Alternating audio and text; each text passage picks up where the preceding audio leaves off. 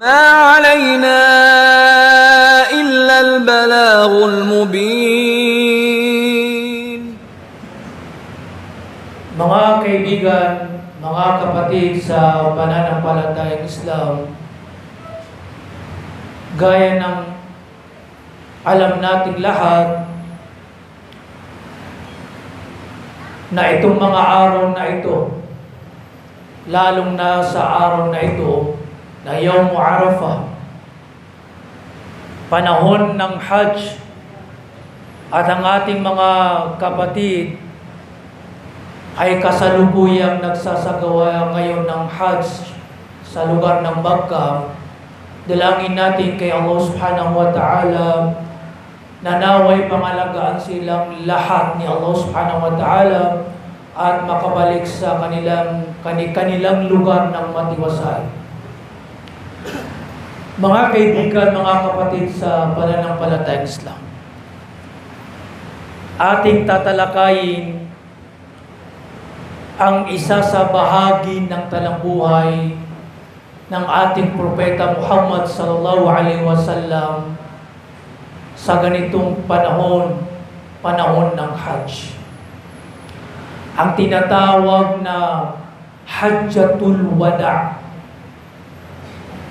Ang Hajj ng mahal na propeta sallallahu alaihi wasallam na tinaguri ang Hajjatul Wada', huling Hajj ng mahal na propeta bilang kanyang pamamaalam sa umma na ito, sa mundo na ito.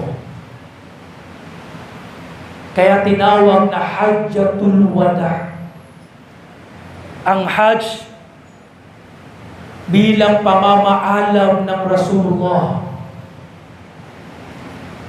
at tinawag ang kanyang khutbah sa Yawm Arafah bilang Khutbatul Wada', khutbah na pamamaalam ng Rasulullah sallallahu alaihi wasallam sa umma na ito, sa kanyang mga sahaba.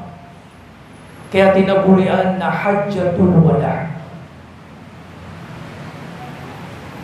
Babanggitin natin yung mga aral na kanyang binigyang diin sa kanyang Khutbatul Wada'.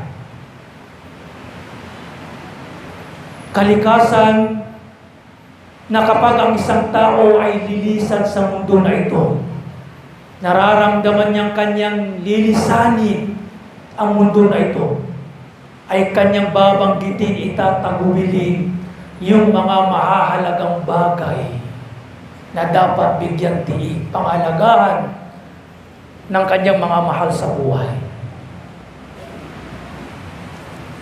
Ika-8 taon pagkaraan ng Hijrah, nang bumalik ang Makkah sa kapangyarihan ng mga Muslim, sa Propeta Muhammad at sa kanyang mga sahaba, bumalik sila ng Madina, inutusan ng mahal na propeta si Abu Bakar na magsagawa ng Hajj sa ika-9 ng taong pagkaraan ng Hijrah. At itinagubilin niya, "Ya Abu Bakar, ikaw ay mag-Hajj sa taong ito at ikaw ang magiging Amirul Hajj.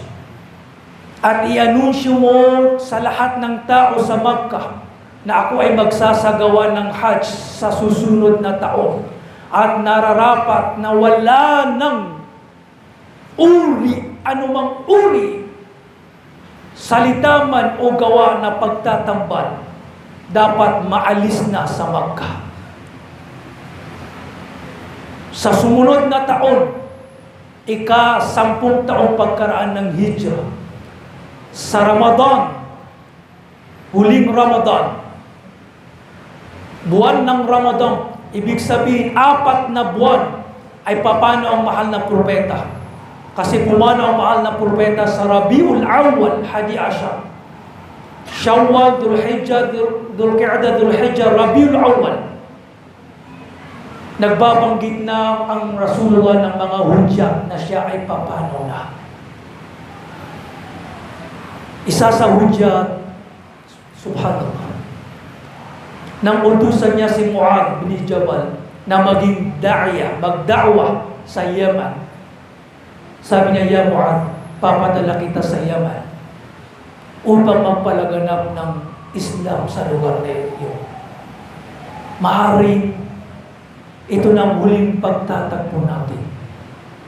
Maaring hindi mo na ako makikita pagbalik mo dito sa Madina." Subhanallah. Pagkaraan inanunsyo niya nang nalalapit ng Hajj. Inanunsyo niya sa mga tao na siya ay magsasagawa ng Hajj. Nagalak ang lahat ng tao. Nalaman ng mga lahat ng Muslim sa iba't ibang lugar na mag-Hajj ang Rasulullah. At sinabi niyang, maaring hindi niyo na ako makita maaring ito ng huling ninyo akong makikita. Kaya naipon ang karamihan sa mga Muslim. Sa Madina lang sumama sa Rasulullah upang magsagawa ng Hajj. More than 140,000 na mga sahaba sumama sa Rasulullah upang isagawa ang Hajj. Nagsagawa sila ng Hajj. Dumating sa Arafah. At alam natin ang halaga ng Yawm Arafah. Itong pinakahaligi ng Hajj na kung saan sinabi ng Rasulullah, Al-Hajj wa Arafah. Ang pagsasagawa ang pagpananatili sa Arafah ay siya ang Hajj. Kaya naipon dito ang libo-libo, milyong-milyong tao sa oras na ito upang manatili sa Arafah. Doon nang maipon ang lahat ng tao sa Hajj ng Rasulullah SAW, ay nagbigay siya ng khutbah na tinawag na khutbatul wada. Khutbah na pamamaalam ng Rasulullah SAW. At ating babanggitin ang ilan sa mga bahagi na kanyang nabanggit. Sabi ng Rasulullah SAW, "Ayyuhan nas, isma'u minni ubayyin lakum." O kayong mga tao, makinig kayo sa aking ipapahayag. فَإِنِّي لَا أَدْرِي لَعَلِّي لَا أَلْقَاكُمْ بَعْدَ عَامِي هَذَا فِي مَوْقِفِ هَذَا. Maaaring hindi niyo na ako makikita o hindi na tayo magtatagpo pagkaraan ng taon na ito sa kinatatayuan ko na ito. Hudyat, palatandaan na nalalapit ang pagpanaw ng Rasulullah sallallahu alaihi wasallam. Ayyuhan nas, unang binigyang diin ng mahal na propeta sallallahu alaihi wasallam sa kanyang khutbah. Ayyuhan nas, inna dima'akum wa amwalakum haramun alaykum ila an talqaw rabbakum ka hurmati yawmikum hadha fi syahrikum hadha fi baladikum hadha ala hal ballagt Allahumma fashhad. O kayong mga tao, tandaan ninyo tunay na ang inyong mga sarili, ang inyong dugo, ang inyong mga ari-arian, kayamanan, at ang inyong mga dangal ay banal sa isa't isa. Katulad ng kabanalan ng lugar na ito, ang Makkah, ang buwan na ito, ang Dhul Hijjah, ala hal ballat. Ako ba ay naiparating ko ba? Ya Allah, ikaw ay magsaksi. Binigyang diin sa unang bahagi ng khutbah ng Rasulullah. Binigyan niya diin ang pagiging banal ng nafs, sarili. Haram na gumawa ang isang tao sa kanyang kapatid ng kapirmisyuhan, kapahamakan, nikitilin niya. Banal ang kanyang dugo sa kanyang kapatid. Ang panahon ng jahiliyah, bago ang Islam, ang kalagayan ng mga Arabo, sila ay nagpapatayan. Sila ay nagpapatayan dahil lamang sa tribo o pamilya. Ito ang kalagayan ng jahiliya. Marahil sa panahon natin ngayon, ganito rin ang kalagayan o mas masahol pa.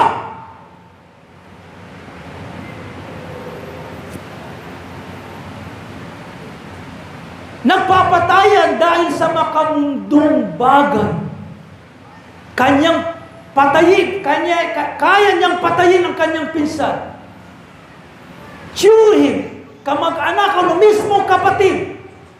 Napuputol ang ugnayan ng magkakamag-anakan, magkakapatid, kadugo, dahil lamang sa politics, dahil lamang sa makamundong bagay, na humahantong minsan sa pagkitil.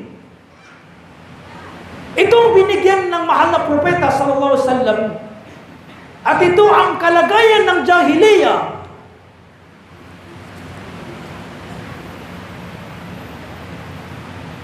Sa panahon ngayon, ang daming nakakaya niyang paslangin, mismo mga ulama, kaya nilang paslangin, kitilin ng buhay. Subhanallah.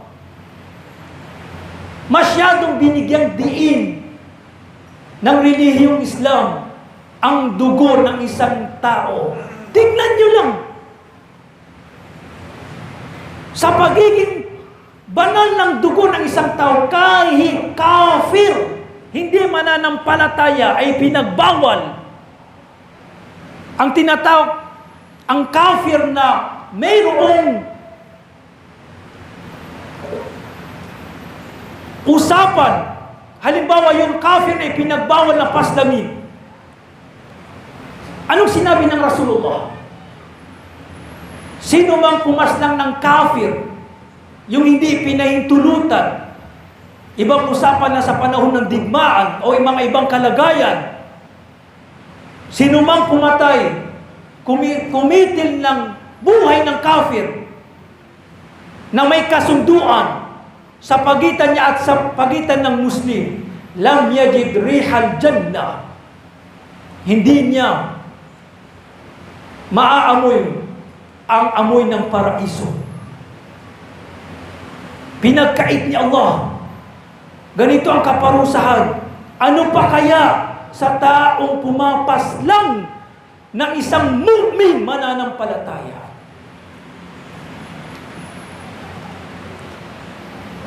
Sinabi ng Rasulullah, fima ma'na al-hadith, zawalu dunya ahwan min qatlil mu'min. Ang paggunaw ng mundo ay mas matindi o mas magaan kay Allah kaysa sa pagkitil sa isang mu'min mananampalataya. Wala taqtulun nafsa allati harrama Allahu illa bil haqq. Huwag niyong kitilin ang buhay na ipinagbawal ito ni Allah subhanahu wa ta'ala maliban na lamang kung makatarungan.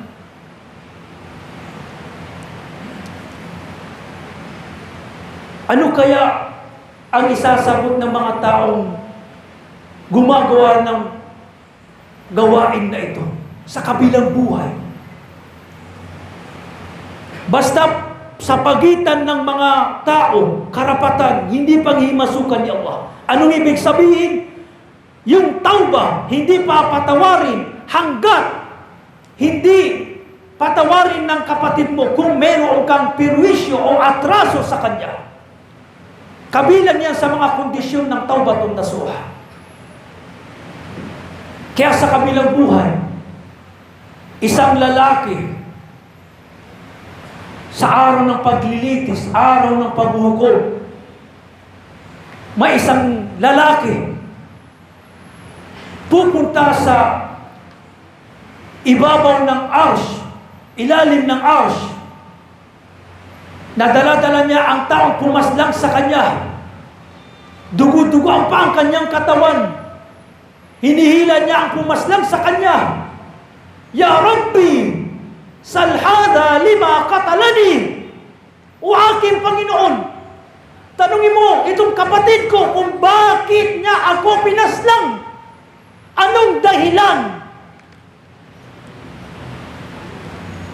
Anong isasagot mo kung dahil lamang sa makamundong bagay? Dahil lamang sa politics? Dahil lamang sa barangay? Dahil lamang sa pera, salapi? O dahil lamang sa napakaliit na dahilan? Masyadong binigyang diin hanggang sa nagbigay babala ang Rasulullah. At paulit-ulit natin naririnig ang hadith na ito, na hadith al-muflis, yung taong muflis, tunay na nabigo, tunay na nalugi. Sabi ng Rasulullah, ang tunay na nabigo nalugi. Yung muflis ay yung taong, mashallah, darating sa kabilang buhay. Dala-dala niya ang salah, nagsasala, nagsazaka, nag-hajj, mashallah, haji. Subalit, sinaktan niya ang taong ito. Siniraan niya ng puri ang taong ito. Kinitil niya ang buhay ng taong ito. Siniraan niya ng puri. Minuro niya ano pa man. Ang dami niyang atraso. Anong gagawin sa kanya?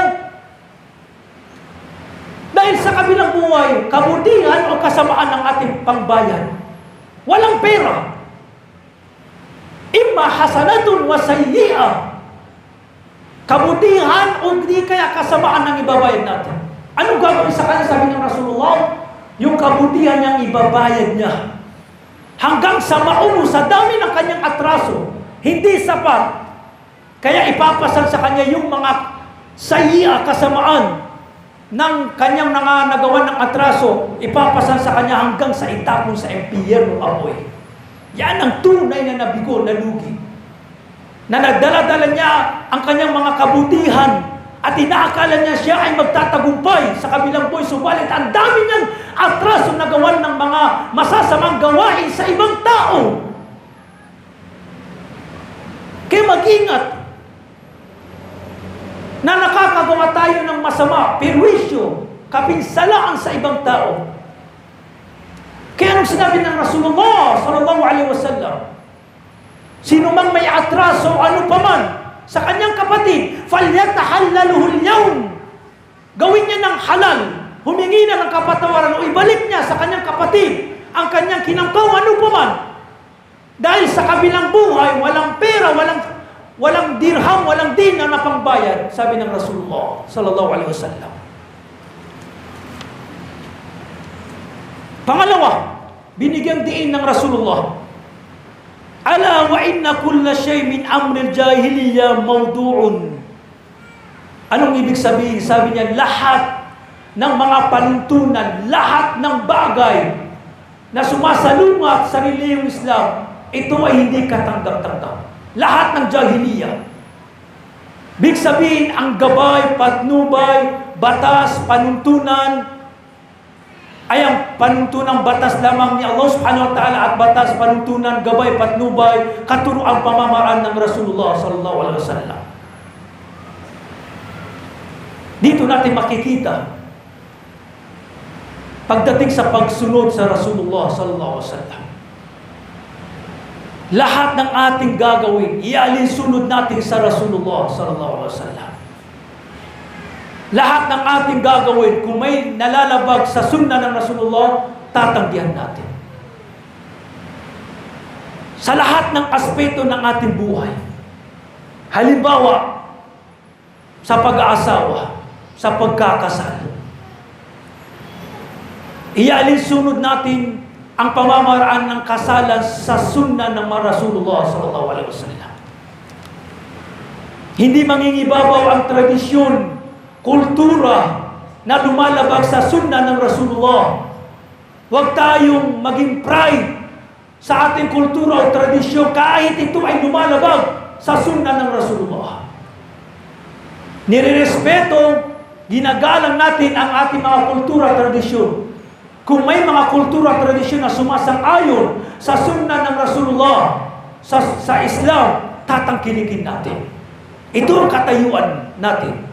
Subalit kung may kultura, tradisyon na lumalabag sa sunna o katuruan ng Islam, tatanggihan natin. Mangingibabaw sa atin ng Islam, mangingibabaw sa atin ng Quran, mangingibabaw sa atin ng Quran. Dahil tayo ay mga Muslim, nagpapaalipin tayo kay Allah subhanahu wa ta'ala.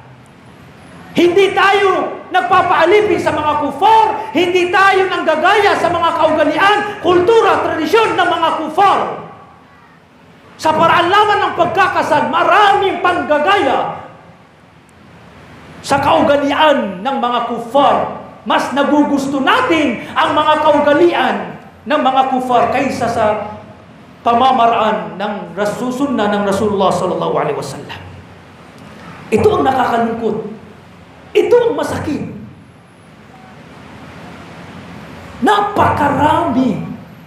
Wallahi lazim. Napakarami tayong nalalabag. Ang dami sa sunna ng Rasulullah sallallahu alaihi wasallam. Kaya isa sa kaganapan sa kabilang buhay, isa sa pangyayari yung hawd, lawa, na ibinikaloob sa Rasulullah. Dadaan kanyang ummah, makikilala ng Rasulullah. Tatawagin niya, halik kayo, o aking mga ummah. Subalit sila ililihis sa Rasulullah.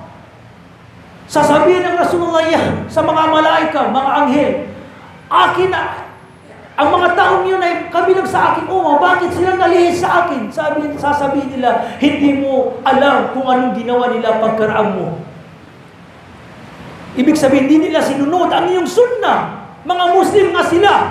Pero hindi nila sinusunod ang iyong sunnah. Sinusunod nila ang sunnah, pamamaraan ng mga artista. Sinusunod nila ang pamamaraan ng mga celebrity. Nagiging proud sila sa kaugalian ng mga kufar. Mayroon silang izza, paninindigang proud sa mga kufar, subalit sa iyong sunnah ay wala silang, hindi sila naninindigan, hindi nila pinangawakan. Bagkus kinahihiyaan, ikinakahiya nila. Katulad ng kalagayan sa panahon natin ngayon pagdating sa mga kababaihan. Hindi naghihijab, hindi nagbebelo. Kinakahiya nila, mainit o ano pa ba. Nagsusuot sila ng masisikip. Ginagaya nilang mga artista, mga celebrity. Nasaan ang Islam? Nasaan ang izza, paninindigan natin sa Islam? Nasaan ang pagmamahal natin sa reliyong Islam sa Rasulullah sallallahu alaihi wasallam? Tanungin natin, subhanallah. Kabilang din sa binigyan diin ng Rasulullah sallallahu alaihi wasallam sa kanyang khutbah. Sabi ng Rasulullah, Ayuhan nas, inna linisaikum halaykum haqqun. O kayo mga tao, tandaan ninyo, ang mga kababaihan ay mayroong karapatan sa inyo na katulad na mayroon din kayong karapatan sa kanila. Masya Allah. Sa huling khutbah ng Rasulullah, binigyan diin niya ang karapatan ng mga kababaihan. Binigyan diin niya. Hindi niya kinalimutan, o kayo mga sisters, mga kababaihan sa reliyong Islam. Ganyan kayo kamahal ng Rasulullah. Ganyan kayo binigyang halaga ng Islam. Pinangalagaan kayo ng Islam dahil kahit sa huling yugto, mga sandali ng Rasulullah, ay pinaalalahan niyang ummah na ito hinggil sa inyong karapatan. Bagkus, napakalaking karapatan ay pinagkaloob sa inyo. Dahil ang paraiso ay nasa inyong mga paanan, kayong mga ina.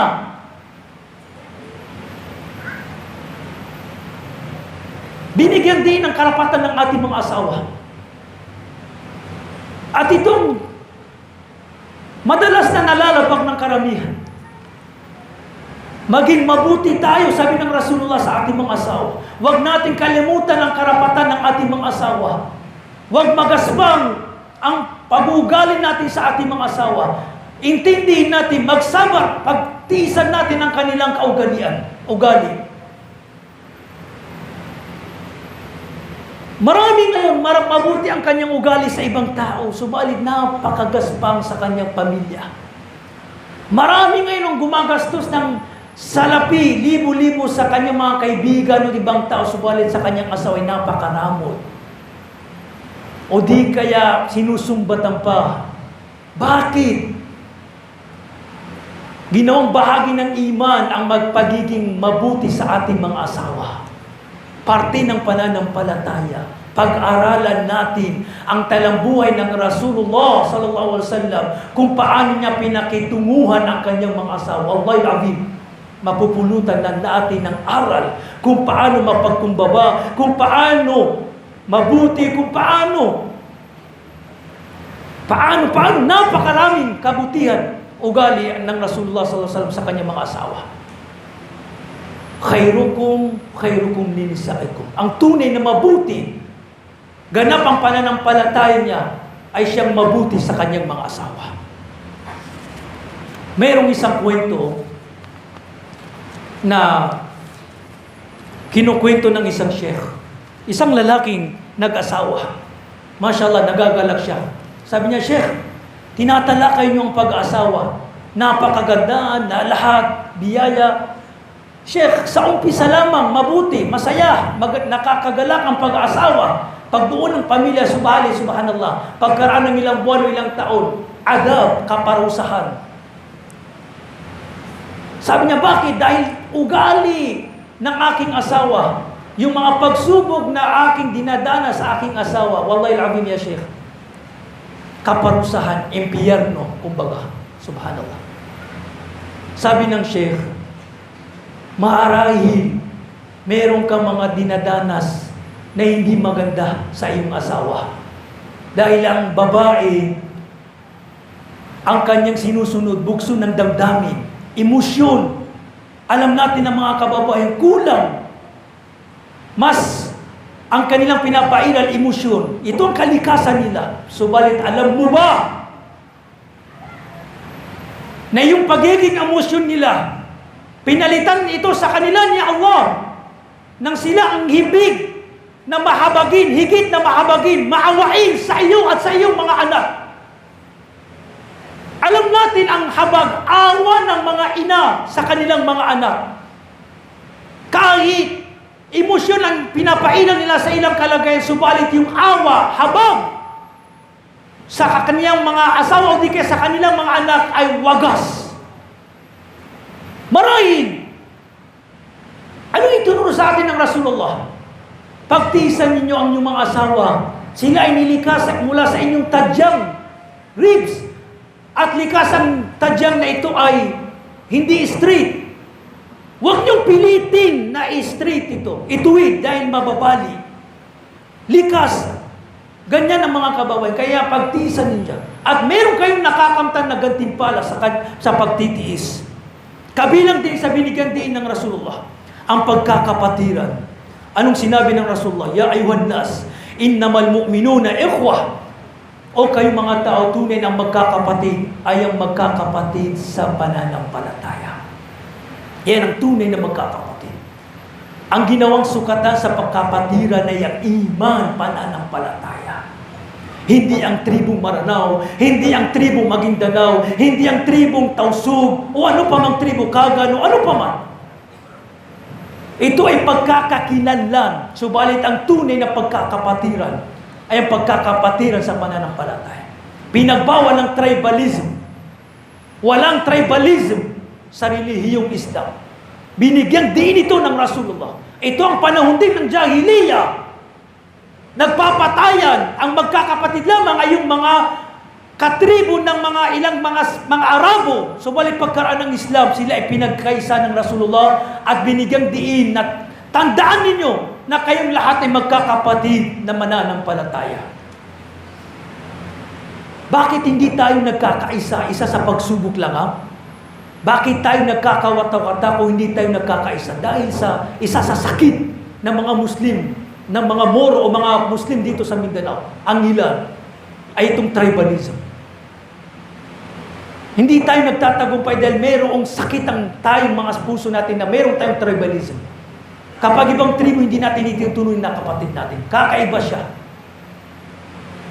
Subhanallah. Hanggat hindi nawawala sa atin ito, wallahi alazim, wag natin asahan ang tagumpay. mula kay Allah subhanahu wa ta'ala. Magpakupkup tayo kay Allah subhanahu wa ta'ala laban sa sakit na ito. Kabilang din sa binigyan din ng Rasulullah ay ang sukatan, ika ng Rasulullah, iya ayuhan nas, inna rabbakum wahid, tunay na ang inyong Panginoon na isa. Kayo ay nagmula kay Adan, lahat kayo mula kay Adan. Si Adan ay nilikha mula sa lupa. Inna akramakum indallahi atqakum, tunay na ang pinakamarangal sa inyo, ang siyang tunay na matakutin. Laysa li arabiyyun fadlun ala ajamin illa bittaqwa. Walang kahinaman ang Arabo sa hindi Arabo maliban sa takwa. Ang tunay na sukatan sa pagiging malapit, marangal, mainam kay Allah ay ang pagkakaroon ng takwa. Kung gaano kalaki ang iyong takwa, takot kay Allah sa pagsasabuhay ng Islam, ay ganun ka rin kalapit kay Allah subhanahu wa ta'ala. Panghuli, al-amru bit-tamassuk bil-kitab wa sunnah. Binigyan diin ng Rasulullah ang panghahawak, panindigan ng Quran at Sunnah.